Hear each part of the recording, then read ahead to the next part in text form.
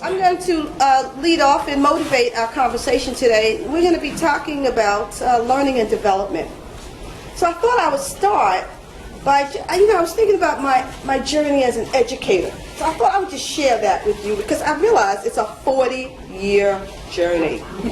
Wow. Yeah, go ahead, say it. Wow. So just so you can like hear it, because I was trying to listen to it myself, but I did start an education 40 years ago.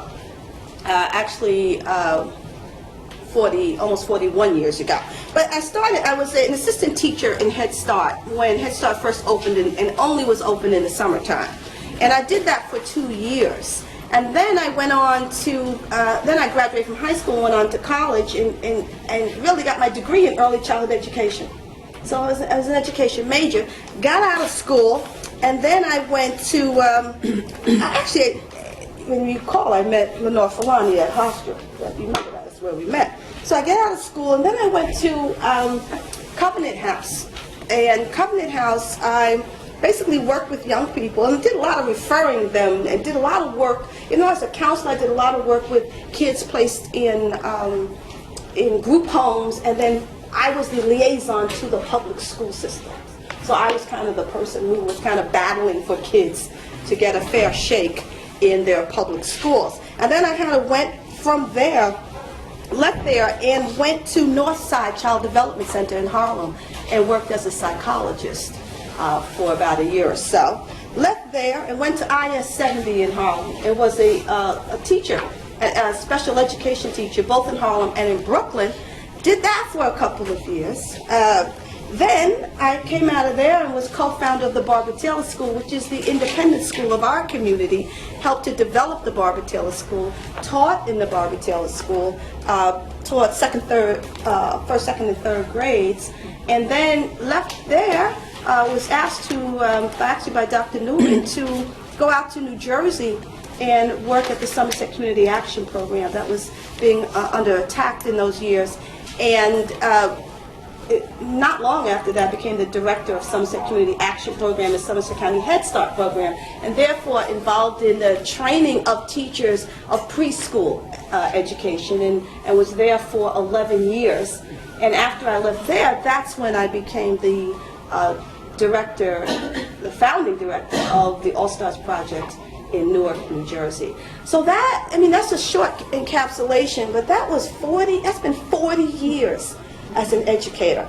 And so I think about it, and I'm sitting here with you today and saying, gee, one of the things I've learned, and so have my colleagues discovered along with Dr. Newman, along with Dr. Holtzman and other people, is that how I best can help, because we were talking about how you help people, young people, is as a developmentalist. What I want to do now to continue this motivation, because we're particularly talking about learning development in the Black community, and we've been having fair amount of great success working with poor Black kids. So I thought it'd be good to maybe say more about this difference between learning and development, and to probably say something about what that looks like in the work. And then I have one quote I want to read, and then we'll open up for a discussion, because I think this 2 paragraphs I think will be very helpful for our discussion. So some of the things, and this is not the only way, by the way, to talk about learning or learning and development, but it's some of the things that I thought about that I wanted to share in terms of the differences. Well, Dr. Newman, Fred talked about that learning is basically acquiring information, acquiring knowledge, acquiring facts, acquiring skills, so that you can do something with it. So you learn 2 + 2 is 4. As you learn, the digestive system, and all of that learning is for you to be smart. And being smart means you're in a position to go do something with this. Development isn't an acquisition of things. Development is an activity that one participates in that takes you to some other place. Some other place. And other place doesn't mean, over there, over here. It's just in some other place And it gives you and helps you have a capacity to actually to be able to do some things differently.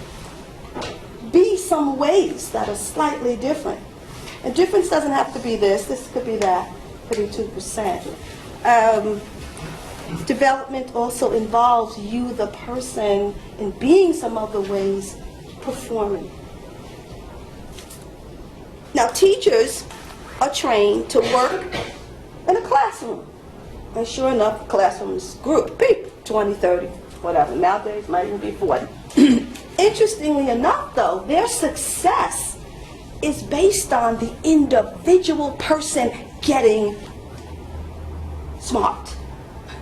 It's not based on the class or the group at all. In development, the group is who grows, not the individual. Developmentalists relate to the unit as the group. Development is continuous, continuous, continuous. You can develop for your entire life. 82, 92, 71, 103, you can develop. You can participate in creating development. How about knowing? I mean, it's related to the things I'm saying about smart. I mean, you know, in the classroom, we probably have had this experience. Somebody puts out an algebra, whatever, you study it for a few times, and then you don't want to ask the question. Somebody, you have a question. Well, one of the reasons kids don't want to ask questions because they don't feel that they know enough to ask the question. Because in a funny way, in order to ask the question, you have to know something. So it's kind of like a catch-22. You have to know before you do, or at least know enough before you do. But knowing is the thing that's there. Development, you don't have to. Knowing has nothing to do with it. Not even that you don't have to know. It has nothing to do with it. So in development, when we're working with our young people, we're saying, hey, you can go out there and you do something well out of ahead of yourself. You don't even have to know how it looks like. Come into the sandbox. Come, let's play. We got a bucket. We got some sand. We got a shovel. And now let's figure out. Don't put any rules on it. Just try some stuff out. An interesting thing, one thing we do is when we're first meeting our DSY students, we do a lot of handshaking.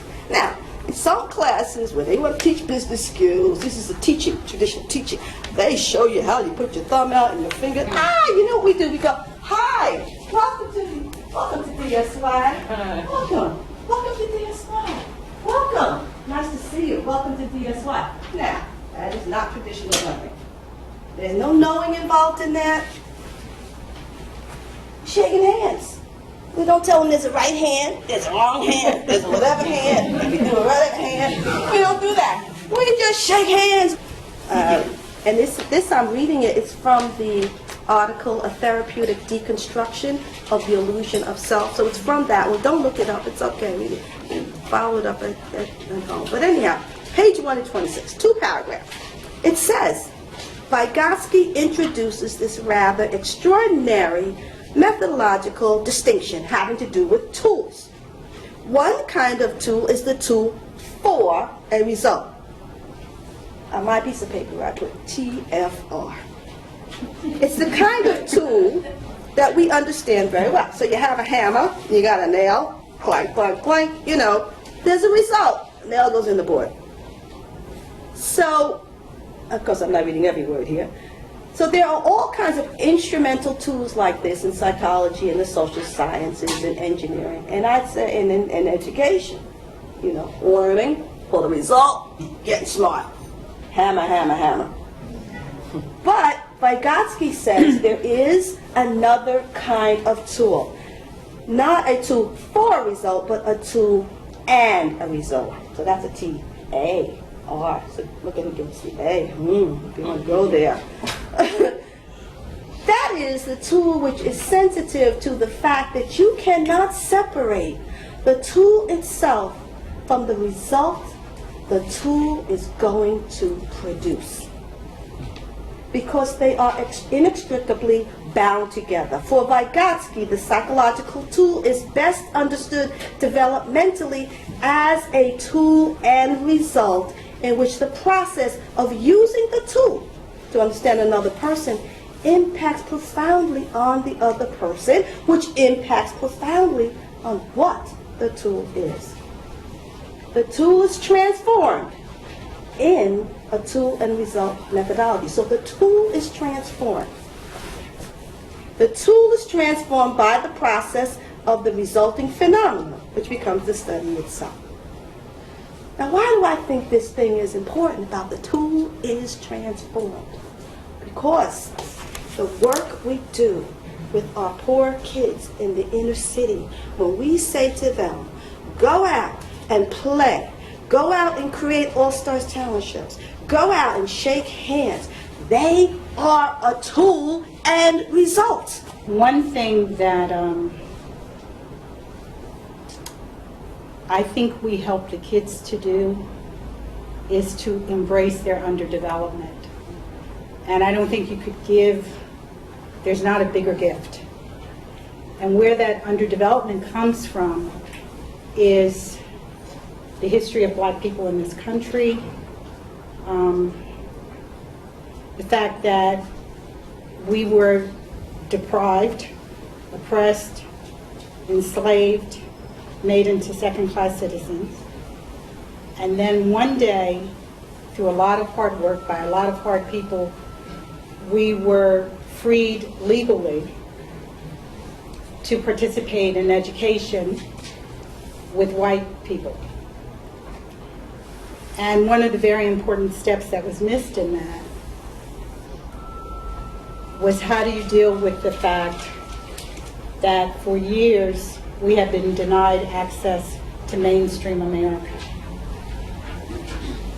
Through the civil rights movement, some of us were able to become part of the black middle class, black professionals, black political people, but a great deal of people remained impoverished. And they live in the ghettos all over this country with no resources, with schools which only focus on learning, which don't engage the very important fact that one of the reasons why more privileged kids do better is because they have access to the world.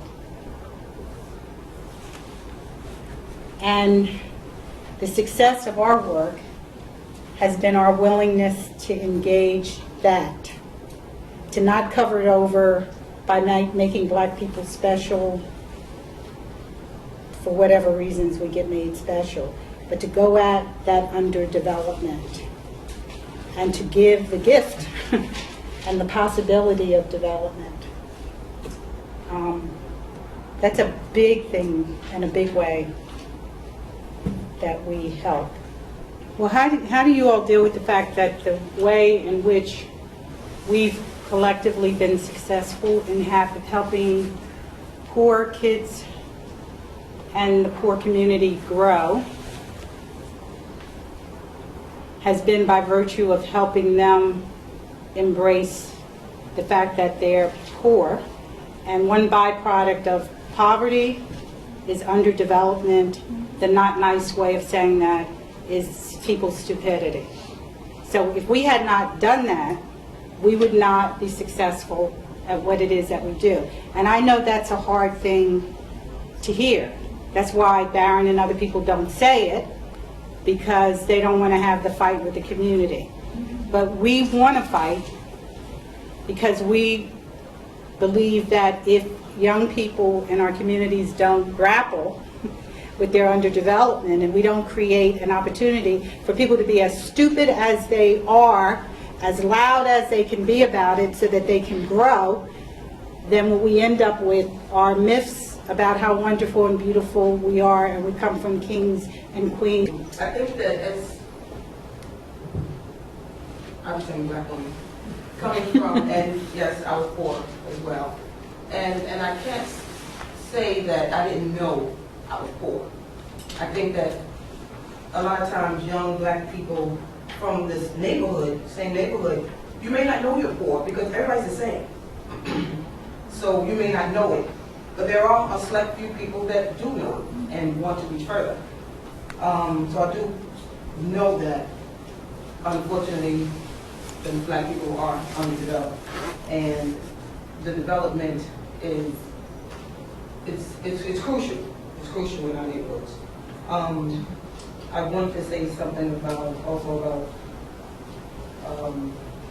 if you don't, most kids don't know that things are out there. You just don't know. It's not a matter of being stupid, or really even, you just don't know.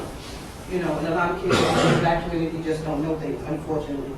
If they were exposed to it through arts and culture, like the All-Star Project introduces those things to people, that will definitely help in development of anybody, black, white. You don't like the term stupid? Excuse me? You don't like the term stupid? Do I like it? Do you dislike it? Well, I'm not talking about whether I like it or not. I was just responding to you're saying they may not know things, but it's not the same as they're being stupid. Oh, right. I don't feel that they're stupid because they don't know things. No. Yeah, I don't think they're stupid because they don't know things. I think that they're stupid because they've been made stupid by a society that doesn't